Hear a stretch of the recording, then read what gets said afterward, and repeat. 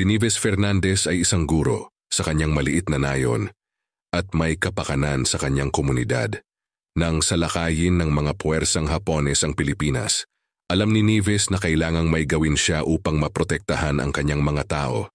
Nasangkot siya sa kilusang paglaban gamit ang kanyang posisyon bilang guro para mangalap ng impormasyon at suporta para sa mga mandirigmang gerilya. Araw-araw niyang pinag-aaralan ang galaw ng mga sundalong Hapones upang malaman niya ang mga kahinaan nito. Si Nieves ay nakilala bilang isang silent killer at gumagawa siya ng ilang pang-aambush gamit ang ilang homemade shotgun. Ginawa niya ito sa loob ng 2.5 taon at hindi nagtagal ay nagsimula siya bilang isang malaking banta sa mga Hapones. Sa kabila ng panganib, hindi nagpatinag si Nieves sa kanyang pangako sa kanyang bansa at sa kanyang mga tao.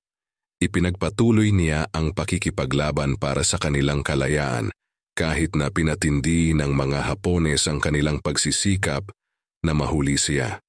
Sa panahon niya nakapatay siya ng 200 sundalong Hapones.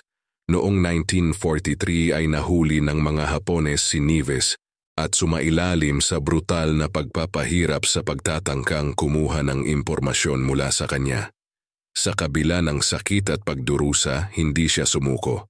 Tumanggi na ipagkanulo ang kanyang mga kakampi. Sa kalaunan, si Nieves ay pinatay ng mga Hapones, ngunit nabuhay ang kanyang mga pamana.